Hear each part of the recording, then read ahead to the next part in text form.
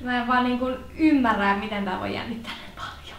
Mä oon Joanna, 22-vuotias lähihoitajatyttö Helsingistä ja mä ajattelin alkaa pitää videoblogia. Vuosi 2016 on ollut mun tähän asti sen aikuiselämäni raskain vuosi. Mä joudun kohtaamaan semmosia asioita ja käymään läpi semmosia juttuja, mitä mä en uskonut, että tässä iässä niin vielä tarvis käydä läpi. Mä jouduin hyvästämään 5 ihmistä mun elämästä lopullisesti ja niiden asioiden käsitteleminen ja kun siihen vielä sekoitetaan mun oma mielenterveys, niin se soppa on kyllä aika lailla valmista.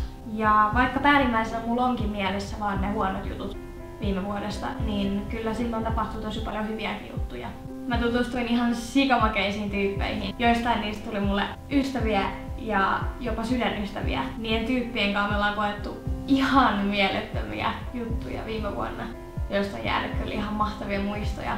Mä matkustin, mutta en ehkä ihan niin paljon, mitä mä olisin halunnut. Ja kerkesin mä käymään muutamalla festarillakin. Viimeisimpänä mielessä on totta kai tää uusi asunto. Tähän me muutettiin siis uutena vuotena mun avopuolison kanssa. Silloin kun mä kannoin niitä tavaroita tähän kämppään, niin mä päätin, että tästä vuodesta 2017 tulee mun vuosi. Ja mä tein itse asiassa 2 lupausta. Toinen niistä on tosi henkilökohtainen, mutta tuun varmasti puhumaan siitä sitten, kun se on vähän ajankohtaisempi aihe.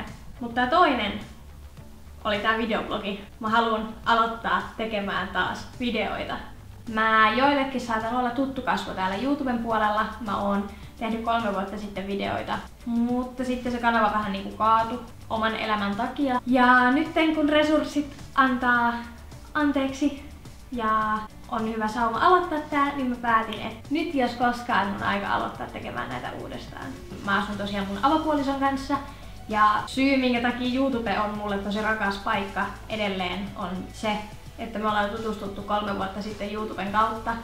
Me molemmat ollaan tehty videoita silloin. Ja tässä me ollaan nyt oltu seurusteltu 2 vuotta yhdessä. Ja nyt me muutettiin ensimmäiseen yhteisen kämppään Helsinkiin. Ja tosiaan on lähihoitaja ammatiltani.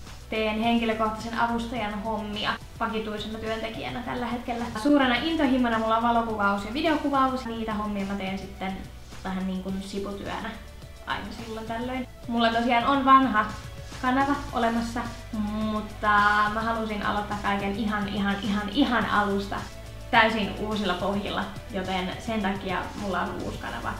Ensimmäisen videon tekeminen on kyllä niinku tosi hankalaa, joten ehkä me jätetään tähän tällä erää. Mun sosiaaliset mediat löytyy tuolta alapuolelta.